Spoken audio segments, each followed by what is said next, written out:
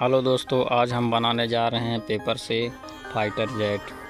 तो आइए देखते हैं ये फाइटर जेट कैसे बनाया गया है।